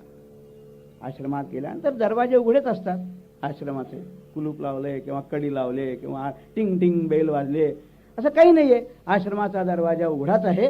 नुसतं कोणी पाखरं विखरं किंवा असं कोणी जाऊ नये म्हणून ते दरवाजे असतात. त्या आश्रमापाशी गेल्यानंतर त्यांनी गोड आवाजामध्ये आत कोणी आहे का असं विचारलं. झटकन एक तरुण पुरुष बाहेर आला आणि त्या तरुण पुरुषाने विचारलं कोण पाहिजे आपल्याला, असा प्रश्न विचारला. आणि मग त्यांनी सांगितलं की कोणी आपल्याकडे पाहुणे आम्ही आलेलो आहोत, आपल्याशी जरा भेट घ्यायची. त्याप्रमाणे ते पाहुणे, तो म्हणला हो इथेच आम्ही राहतो असं त्या तरुणाने सांगितलं. दिलेली खूण पटली. त्याप्रमाणे मग ती तरुण बालिका आणि तिच्याबरोबर असलेले वृद्ध मंत्री हे खाली उतरले आणि त्या आश्रमामध्ये आल्यानंतर त्यांच्या सगळ्या गप्पा गोष्टी काय असतील, त्यांचं जे काम असेल ते काम त्यांनी केलं. असं इकडे झालेलं आहे. आता ही मुलगी कोण आहे, अशी ही मुलगी आहे तरी कोण, इतकं तिचं लावण्य आहे की ज्याच्यामुळे वनामध्ये असलेले पक्षी देखील आश्चर्यचकित होतात. आणि ती एकटीच मुलगी आहे, तिच्याबरोबर आई वडील नाहीत, नुकतीच वयामध्ये येत असलेली मुलगी आणि तिच्याबरोबर वृद्ध मंत्री आहेत. तर ही मुलगी आहे तरी कोण, म्हणून ते सांगतात कोणी एक नृपाळ सत्यवचनी सच्छील लोकप्रिय, कोणी एक नृपाळ सत्यवचनी सच्छील लोकप्रिय, श्रद्धा अंतरी ठेवुनी निषदिनी चिंतित से केशव. एक राजा आहे. कुठला आहे, मद्र देशाचा राजा आहे. म्हणजे आज आपण ज्याला चेन्नई म्हणतो, राजधानी असलेला तो मद्र देश फार जुना आहे. तर त्या मद्र देशाचा राजा आहे. त्याचं नाव अश्वपती असं आहे, अश्वपती. आणि त्याच्या कांतेचं नाव मालवी असं आहे. असा हा राजा कसा आहे वर्णन करतात. कोणी एक नृपाळ सत्यवचनी सच्छील लोकप्रिय, चित्ती मंगल वासना धरुनी गायत्री चिंतित से केशव. तर हा जो अश्वपती नावाचा राजा, त्या राजाला दीर्घकाळ त्याने राज्य केलेलं आहे. पुष्कळ राज्य केलं. अत्यंत सत्यवचनी, प्रजेवरती मुलाप्रमाणे प्रेम करणारा, प्रजेची उणीव ही कधीही होऊन देणार नाही त्यासाठी रात्रंदिवस अहोरात्र परिश्रम करणारा असा हा राजा. कितीतरी काळ त्यांनी राज्य केलं, परंतु त्याला मुलगा हे नव्हता आणि मुलगीही नव्हती. म्हणून तो भगवंताची आराधना करायचा की हे पितृपैतामहिक असलेलं माझं राज्य आहे, म्हणजे माझ्या वडिलांचं, आजोबांचं, पणजोबांचं असं. आता त्या राज्याला जर वारस नसला तर राजाहीन असलेलं राज्य हे अतिशय वाईट असतं. म्हणजे सगळे जिवंत एकमेकाला खायला उठतात, अराजक ज्याला म्हणतात ते. आज अर्धी तशी स्थिती झालेली आहे. तर त्याच्या अजून अर्धी राहिलेली आहे, ती होईल झाली असं. त्याच्या आज जर जागे झालं कोणी तर ठीक आहे. तर असं हे माझं राज्य, मी पुत्राप्रमाणे प्रजेचं पालन करतो आणि मला संतती नाही, तर मी राज्य अर्पणार कोणाला? कुणाला तर सांगणार की बाबा हे माझं राज्य तू पुढे कर, आता मी वृद्ध झालेलो आहे, माझं वय अतीत झालेलं आहे, कोणत्या क्षणी हे पान गळून जाईल सांगता येत नाही, असं वय झालेलं आहे. कांता सुद्धा माझी अत्यंत दमलेली आहे, श्रांत झालेली आहे. अशा परिस्थितीमध्ये मला जर संतती नाही तर मी हे राज्य देऊ कुणाला, असं त्याच्या मनामध्ये आलं. 50शी उलटल्यानंतर त्याला असं वाटलं की वेळीच आपण प्रयत्न तर केले, परंतु अजून आपल्याला यश आलं नाही. म्हणून त्याने असं ठरवलं की चित्ती मंगल वासना धरून या गायत्रीची प्रार्थना. मनामध्ये त्याने असा विचार केला की असं होऊन चालणार नाही. आपण जर राजा आहोत तर आपल्याला दुसरा अशा तऱ्हेचा मुलगा इथे गादीवर बसवला पाहिजे की तो राज्य उत्तम रीतीने करेल. म्हणून त्यांनी असं ठरवलं की गायत्री माता जी आहे, वेद माता, बरं, संबंध सूर्याची देवता आहे ती. आपण सूर्याची आराधना करतो म्हणजे गायत्रीची आराधना करतो. तसं ही सूर्याची आराधना की जो सूर्य आत्मा जगतस्थस्तुषश्च, संबंध त्रैलोक्याचं भरण पोषण धारण करणारी जी देवता, ती जी देवता गायत्री माता आहे, तिची मी आराधना करतो असं त्यांनी मनामध्ये आणलं आणि गायत्रीची पुरश्चरण सुरू केली. एक पुरश्चरण झाल्यानंतर दुसरं, प्रेमे राव करी सदैव हवने संतोष वाटे म्हणा. आणि अशा रीतीने याचं पुरश्चरण झालं की यथा सांग त्याच्याबद्दलचं हवन करायचं, तद्दशांश हवन. पुरश्चरण झालं की हवन, पुन्हा पुरश्चरण की पुन्हा हवन, पुन्हा पुरश्चरण झालं, असा त्यांनी सपाटा चालवला. अतिशय नियमित राहून, म्हणजे नख कापायची नाहीत, केस कापायचे नाहीत, जमिनीवरती चटईवर झोपायचं, गायत्री पुरश्चरणाचा विधी आहे. त्या विधीनुसार ह्या गायत्री जप हा करावा लागतो. मी आपला जाता जाता थोडीशी वाट फोडून सांगतो की माझी एकदा गुळवणी महाराजांच्या आश्रमामध्ये कीर्तनं होती. तर त्यावेळेला दत्तात्रय शास्त्री कवीश्वर, म्हणजे दत्ता महाराज कवीश्वर ज्यांना आज म्हणतात, तर ते कीर्तनात होतेच. कीर्तन झाल्यानंतर त्यांनी मला काय सांगितलं की ज्या वेळेला आम्ही सांगलीला शिकत होतो, म्हणजे दत्ता महाराज कवीश्वर, त्यावेळेला तुमचे वडील म्हणजे वासुदेव शिवराम कोलटकर हे तिथे अध्ययन करत होते आणि गायत्री पुरश्चरण करत होते. म्हणजे माझ्या वडिलांनी साधारण 17व्या-18व्या वर्षी गायत्री पुरश्चरण सांगलीच्या कृष्णा नदीच्या किनाऱ्यावर केलंय. तर ते दत्ता महाराज कवीश्वर सांगत होते की म्हणे काय ते पुरश्चरण, ते तिकडनं मधुकरी मागायला जात असत. माझे वडील त्या मधुकरी मागायचे, ते तिथे काय आमचं ओळखीचं नातेवाईक कोणी नव्हतं. मधुकरी मागायची आणि अध्ययन करायचं. तर ते असे यायला लागले की रस्त्यातले लोक बाजूला होत असत आणि त्यांना रस्ता देत असत. 5-5 हात बाजूला व्हायचे आणि त्यांना जाऊन देत असत. हे मी माझ्या डोळ्यांनी बघितलेलं आहे. काय ती तेजस्वी मुद्रा, खाली पंचास लावलेला आहे. असं गायत्रीचं व्रत जो करतो त्याच्यामध्ये सामर्थ्य येत असतं. मला आठवण झाली म्हणून मी आपले उदाहरण दिलं. त्यांनी सांगितलेलं, कारण आम्ही काय त्यांचं ते व्रत अनुष्ठान पाहिलेलं नाहीये. माझा जन्म त्यांच्या 40व्या वर्षी, 50व्या वर्षी, 40व्या वर्षी झाला त्यांच्या. ही गोष्ट त्यांच्या 17व्या-18व्या वर्षाची, ती दत्ता महाराज कवीश्वरांनी सांगितली. तात्पर्य की अशा तऱ्हेने गायत्रीची पुरश्चरण केली आणि ज्या वेळेला गायत्री माता संतुष्ट झाली त्यावेळेला ती साक्षात त्याच्या पुढे उभी राहिली. अरे मुक्ता विद्रुमहे मनीरधवलच्छायैर्मुखैः श्रीक्षणैः युक्ता बिंदुकला निबद्ध मुकुटान् तत्त्वार्थ वर्णात्मिकां गायत्रीं वरदां भयांकुशकशां शुभ्रं कपालं शंखं चक्रमथारविंदयुगलं हस्तैर्वहन्तीं भजेत. गायत्री माता इथे तिथं पूर्वी होतं ते चित्र होतं. तिला 5 मुख असतात. मुक्ता विद्रुमहे मनीलधवलच्छायैर्मुखैः श्रीक्षणैः, पंचमुखी अशा तऱ्हेची ती देवता. आणि तिचा पती हा ब्रह्मदेव असतो. ब्रह्मदेव हा तिचा पती आहे. आणि ती सकाळी गायत्री असते, दुपारी सावित्री असते आणि संध्याकाळी सरस्वती किंवा संध्या असते. एकच देवी. ती देवी सकाळच्या वेळेला तिचं नाव गायत्री असतं, दुपारच्या वेळेला तिचं नाव सावित्री असतं आणि संध्याकाळच्या वेळेला तिचं नावच सरस्वती किंवा संध्या. गायत्री सावित्री संध्या द्विजवृंद निषेविता असं पुराणात त्याचं वर्णन आहे. अशी ही गायत्री माता त्याच्या पुढे साक्षात ज्या वेळेला प्रगट झाली त्याच्या डोळ्यातनं घळघळ अश्रू येऊ लागले आणि त्याने आपला देह तिच्या पायाशी टाकला. तिने त्याला उठवलं, बाळ उठ, तुझ्या तपश्चर्येवर मी अत्यंत संतुष्ट झालेली आहे. तुला काय वर माहिती आहे, मागायचं आहे तो मला माहिती आहे. तो म्हणाला, आई मला संतती नाही, मला संतती नाही, एवढं मोठं राज्य आहे. बरं, अश्वपती रावाचा राजा आहे आणि मद्रदेश हा त्याचा देश आहे. तो म्हणतो माझ्या देशाला कुणी वारस असला पाहिजे म्हणून मी हे राज्य करतोय, हे तुझी उपासना करतोय. तर ती म्हणाली, हे पहा, ह्याबद्दल माझं आणि ब्रह्मदेवाचं बोलणं झालेलं आहे.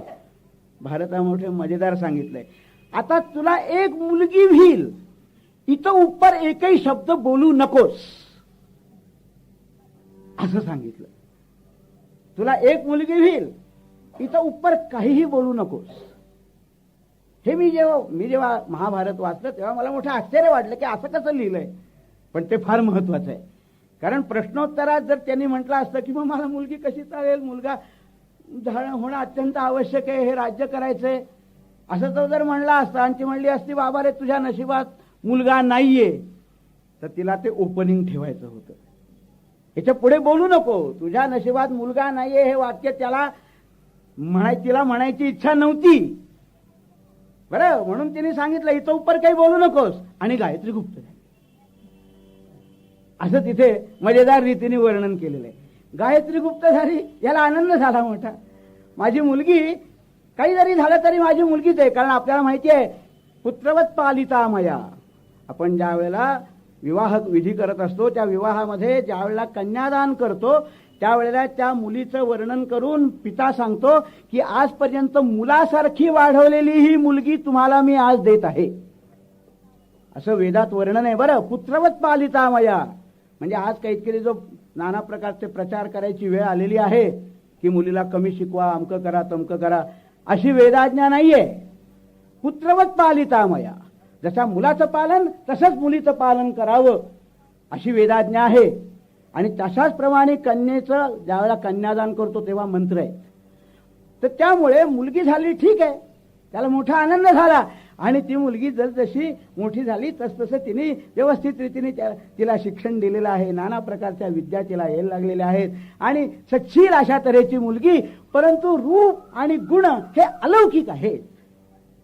महाभारतात वर्णन करतात की इतके अलौकिक गुण तिचे आहेत की सगळीकडे तिचा लौकिक हळूहळू पसरायला लागला. पूर्वीच्या काळामध्ये चांगली मुलगी कुठे आहे हे राजपुत्र बघत असत, म्हणजे त्यांचे हेर म्हणा किंवा राजाचे दूत बघत असत आणि मागण्या येत असत. परंतु हा राजा म्हणतो अश्वपती की माझी मुलगी वयात आली, मला तर आज कुठे जाता येत नाही, माझं वय पुष्कळ आहे, मला मुलगा नाहीये की जो तिला वर शोधू शकेल, आणि मी तर श्रांत झालेलो आहे, मी दमलेलो आहे.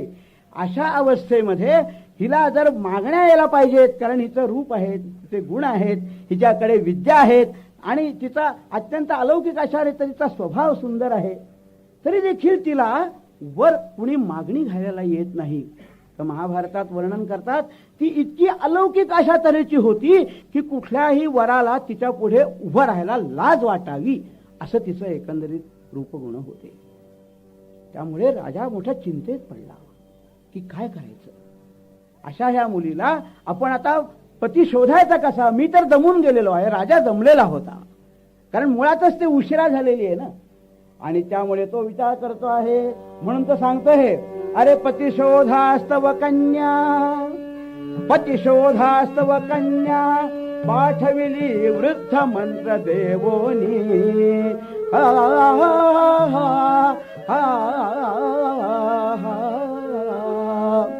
अरे पतिशोधास्तव कन्या, पाठविली वृद्ध मंत्र देवोनी.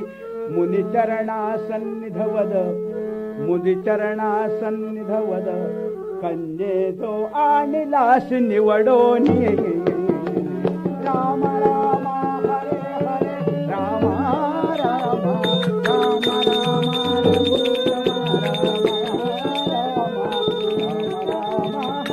हरे, राम. काय झालेलं आहे. अशा तऱ्हेने निघालेली ही मुलगी, ती सावित्री तिचं नाव आहे, कारण गायत्रीची उपासना केल्यामुळे तिचा जन्म झालेला आहे. गायत्री म्हणजे सावित्री, तिचा जन्म दुपारच्या वेळेला झाल्यामुळे तिचं नाव सावित्री होतं. अशी ही सावित्री. गायत्री म्हणजे सावित्री, दुपारी ती सावित्री असते, संध्याकाळी ती सरस्वती असते, मगाशी मी सांगितल्याप्रमाणे.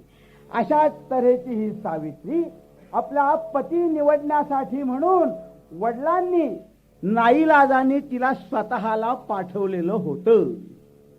त्यांनी सांगितलेलं होतं की मुली, अगं मी तर जाऊ शकत नाही, माझे पाय काम करत नाही, तुला तर मागणी येत नाहीये कारण तू अलौकिक अशा तऱ्हेची रूपगुण संपन्न आहेस. असं असू शकतं, त्याला काही माहिती नाहीये, पण येत नाहीयेत ना. त्यामुळे आता असं कर की मी तुझ्याबरोबर वृद्ध मंत्री आणि पुरोहित देतो, तू रथामध्ये बस आणि आपला वर शोधण्यासाठी म्हणून कामगिरी हातात घे. म्हणून रथामध्ये त्यांना बसवलेलं आहे आणि ती देशोदेशीच्या राजांच्या माहिती काढते आहे, त्यांचे राजपुत्र बघते आहे. कोणी तिच्या पुढे यायला धजावत नाहीये.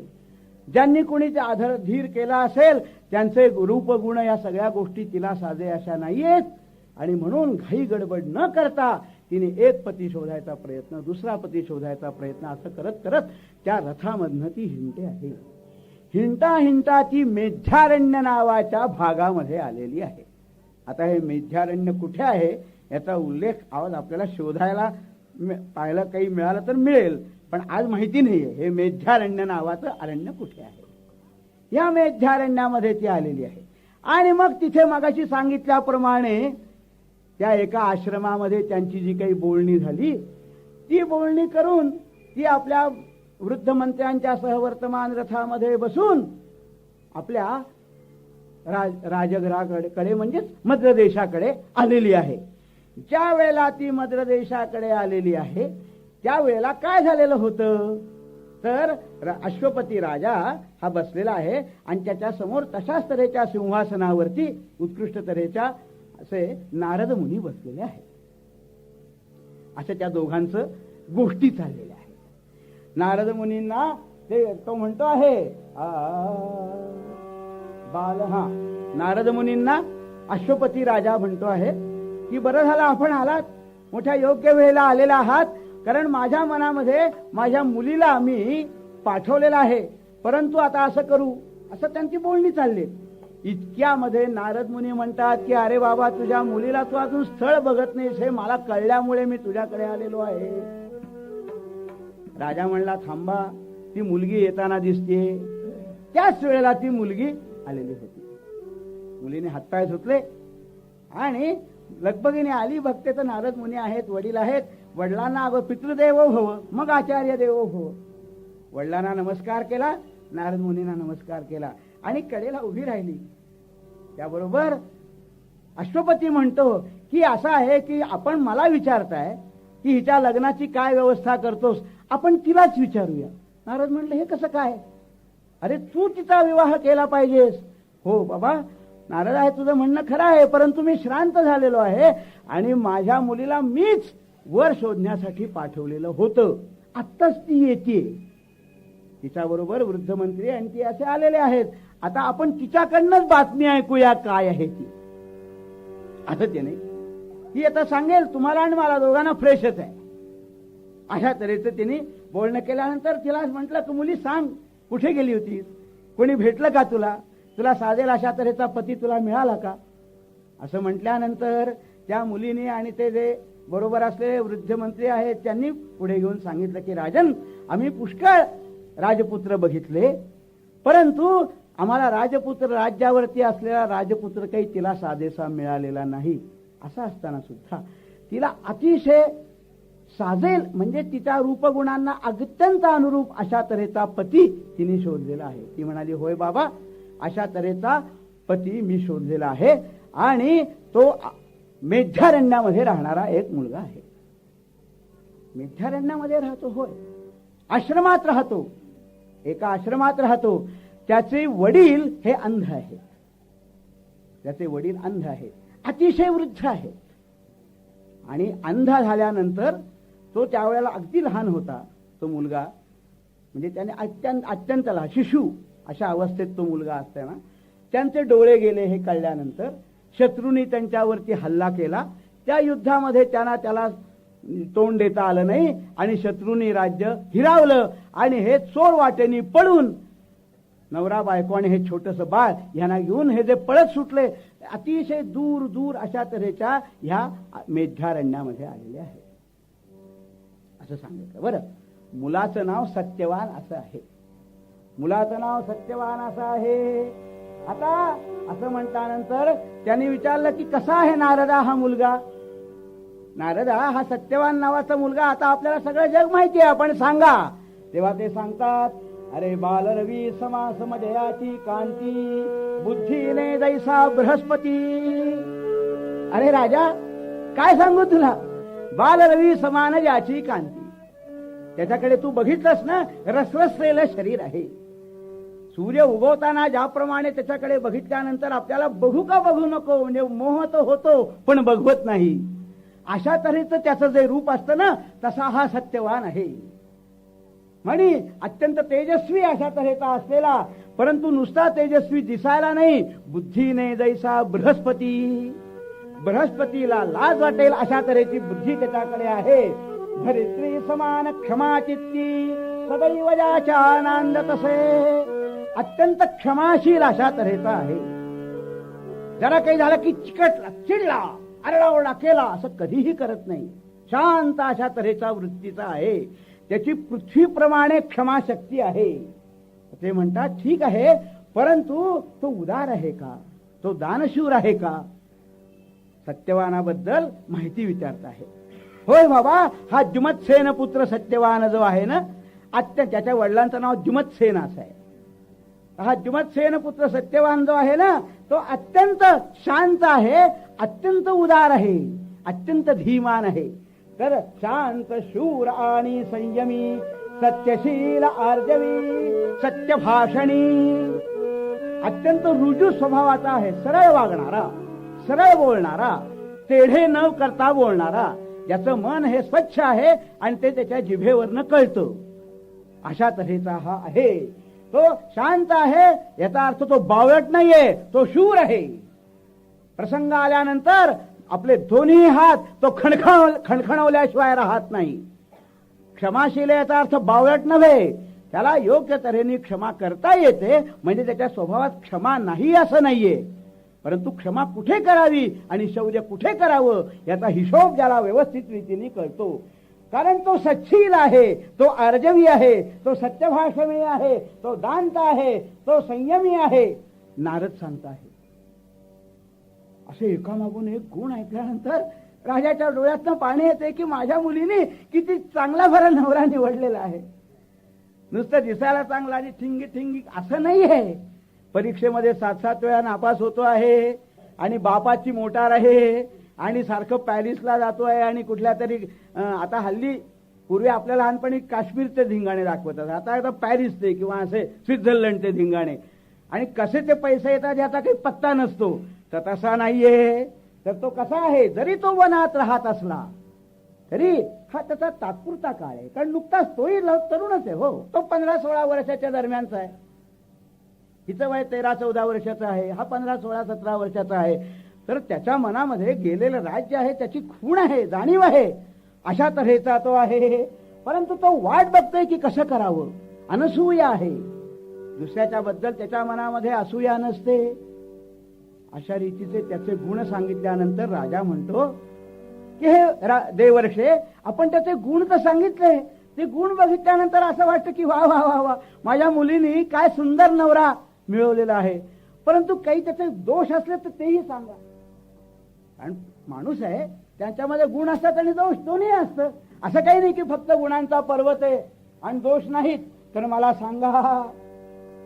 त्यावेळेला त्यांनी सांगितलं की बाबा हे दोष त्याच्यात नाही असं मी कसं म्हणू. रूपाने तो मन्मथाप्रमाणे आहे खरा, प्रकृती अत्यंत उत्तम आहे, ही गोष्ट अत्यंत खरी आहे. परंतु आजपासून 1 वर्षांनी विधीने त्याचं आयुष्य संपवलेलं आहे. हे ऐकल्याबरोबर राजाच्या डोळ्यातल्या आसवांचा अर्थ बदलला. अरे थरारले अंगत दान रूपाचे, थरारले अंगत दान रूपाचे. म्हणे मुली ऐकुनी घेई वाचे, थरारले. अहो, राजाच्या अंगावर शहारा आला. माझ्या मुलीने अशा तऱ्हेचा पती निवडला आणि कितीतरी राजपुत्र बघितले, परंतु तिला साजेसा हा एकच मिळाला. आणि त्याचं वर्णन ऐकल्यानंतर मला इतका आनंद झाला की ठीक आहे, वनात असेल तर हा दुय्यम भाग आहे, परंतु हे सहन करायचा प्रसंग आहे. थरारले अंग थरथरून गेला, अंगाला घाम सुटला आणि अंगावर काटा उभा राहिला. आणि मुलीला म्हणतो, सावित्री ऐकलंस का काय तू. देवर्षी नारद सांगता आहे. त्यांनी मोकळ्या मनाने त्याचे गुण सांगितले आणि आता मोकळ्या मनाने मी विचारतोय म्हणून त्याच्यातला दोष, त्याच्या गुणात काही दोष नाहीये, त्याच्या शरीरात दोष नाहीये, त्याच्या ललाटामध्ये अशा तऱ्हेचं लिखित आहे. तर काय करायचं. म्हणे मुली ऐकून घे वाचे, वरी आता अन्य कोणा नृपाळा,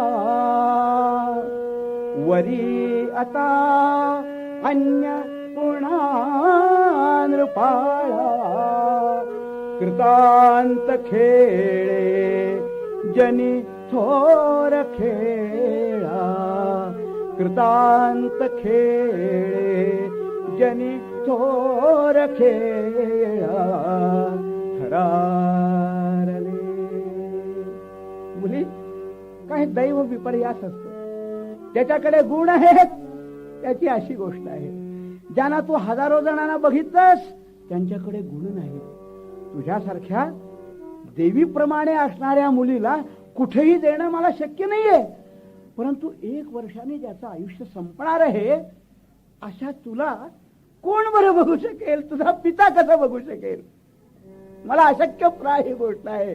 म्हणून मुली, तू आता काही कर आणि छातीवरती धोंडा ठेव आणि काय कर, वरी आता अन्य कोणा नृपाळा,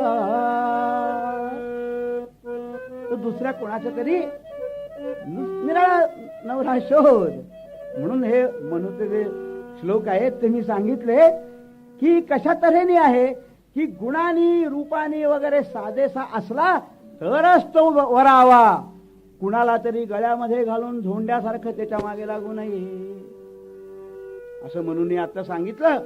आणि स्वतः नवरा शोधायला जायला हरकत नाही हेही सांगितलं. म्हणून अत्यंत महत्वाचा असा हा तो सांगतो आहे की दुसऱ्या कुणाला तरी वर तू. त्यावेळेला काय झालेलं आहे ती सांगते, वडिलांना हात जोडून सांगते की बाबा आपण रागवू नका. नारदांसमक्ष मी सांगते, नारदा आपणही रागू नका. सकृदंशो निपतती सकृत कन्या प्रदीयते. तर व्यासांनी सांगितलेलं आहे सकृदंशो निपतती.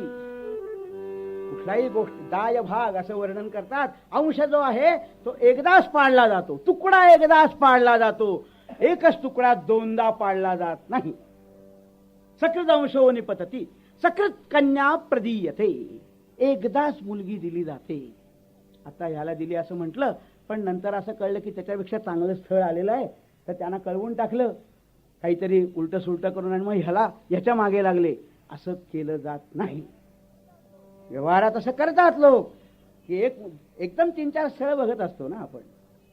मग त्याच्यामध्ये एकाने सांगितलं, बोलणी झाली, सगळं व्यवस्थित झालं, आणि नंतर आपण म्हणतो हो ठीक आहे, आणि नंतर 2 दिवसात काहीतरी दुसरं स्थळ आलं आणि तोही जास्त आवडला. तो अमेरिकेतला आहे आणि हा ऑस्ट्रेलियातला आहे. आता काय करणार? अमेरिकेतला बरं, ऑस्ट्रेलियातला नको, की त्यांना काहीतरी कळवून मोकळं व्हायचं. असं होणार नाही म्हणते. सकृदंशो निपतती सकृत कन्या प्रदीयते. हा, सकृत दानं ददामीति. एक गोष्ट आहे आणि आठवणी सांगितलं की ही तुला मी दिली असं सांगितलं की एकदाच ते वाक्य खरं असतं. हे थांबा प्लीज, हे जरा दे, मी ह्याला देतो असं म्हणायचं नाही. सकृत दानं ददामीति. दिलं दान, घेतलं दान, पुढच्या वर्षी असं आहे. तर हे सांगितलं ते हा मूळ श्लोक आहे. मनु वगैरे ह्या लोकांच्यातले श्लोक असतात ते त्यांनी कोट केलेले आहेत. काय की सकृदंशो निपतती सकृत कन्या प्रदीयते सकृतानंद ददामीति त्रि एतानि सकृत. सकृत सकृत म्हणजे एकदा. या 3 गोष्टी एकदाच केल्या जातात. कुठल्याही गोष्टीचा तुकडा पाडायचा तर एकदाच पाडला जातो. एखाद्या माणसाला मारलं की चीड असल्यामुळे आणखीन खांडोळ्या केल्या, तो मूर्खपणा आहे. एकदा मेला की मेलेलाच येतो असं आहे. म्हणून सकृदंशो निपतती सकृत कन्या प्रदीयते सकृदानंद ददामीति त्रिनेतानि सकृत सकृत. अशा तऱ्हेचा धर्म आहे माझा अंतःकरण. मी सगळ्या तऱ्हेचा विचार करून, बरं माझ्या बरोबरच्या वृद्धा मात्यांना विचारून, आणि खरोखरच तो गुणवान आहे याची खात्री करून. आता आपण नारदांनीच सांगितलंय, त्यामुळे आणखीन मी काही चुकली अशा तऱ्हेचं दिसत नाहीये. तर त्यामुळे आपण म्हणता ही गोष्ट खरी आहे, परंतु ती गोष्ट ह्या गोष्टीपेक्षा कमी शक्तीची आहे. बलाबल विचार की गुणांना महत्व आहे का वयाला महत्व आहे?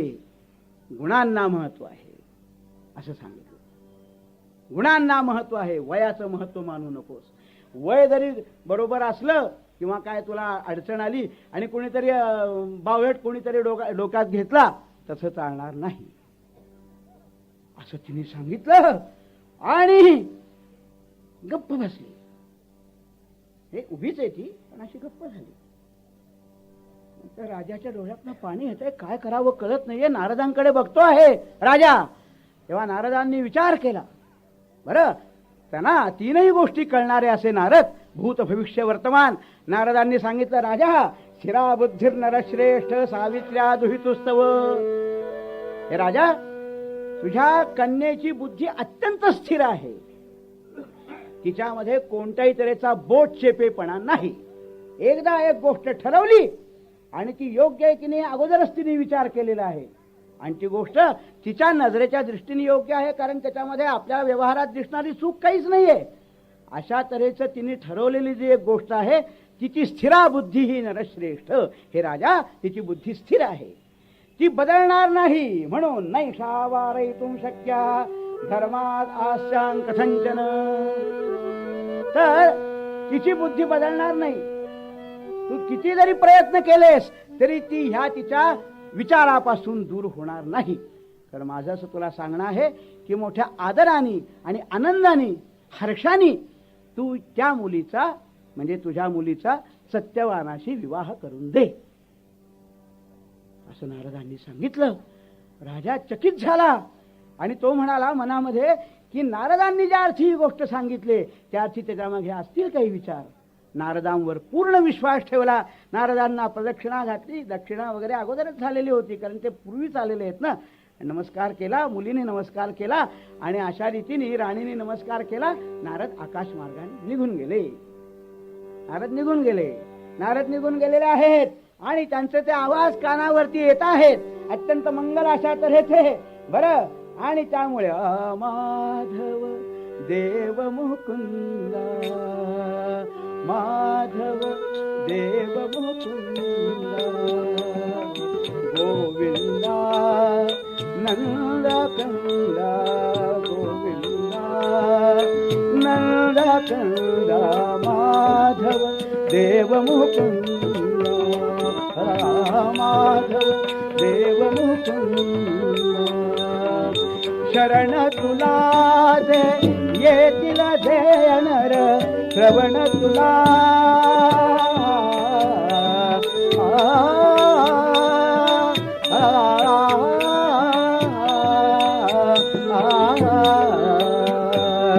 शरण तुला दे येतील जे नर, लाविशी आपुला छंद, लाविशी आपुला छंद.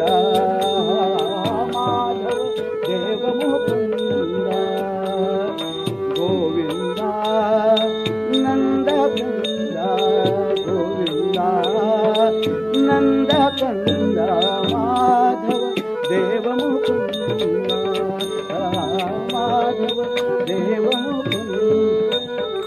आणि नारदांनी आपला ब्रह्मवीणा झणत्कारत आकाशामध्ये हळू हळू हळू जायला लागले. आणि ही मुलगी, हे अमात्य मंत्री आणि राजा राणी हे बघताहेत. ते गुणगुणत चाललेले आहेत, माधव देव मुकुंदा, गोविंदा नंद कंदा. हे गोविंदा, आनंद कंदा असलेला तू, अरे तुला हृदयात बाळगल्यानंतर दुःख कुणाच्या वर लल्लाटावरती राहणार आहे. तर शरण तुला जे येतील नर, त्या लाविशी आपुला छंद, माधव देव मुकुंद. असं गुणगुणत गुणगुणत नारद आकाश मार्गाने जात आहेत आणि हे सगळे त्यांच्याकडे बघता आहेत. आता त्याच्यानंतर ते काय करणार आहेत हा प्रसंग उद्याच्या कीर्तनामध्ये आपल्याला. ही तव चरण विनते सदा, ही तव चरण विनते सदा, सदया कर करुणा धनी दावित. वारी जनांची विपदाही तव चरणी विनती सदा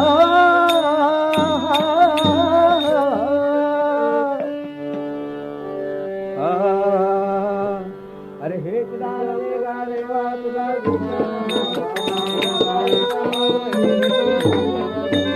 नलगे मुक्ती घन संपदा संत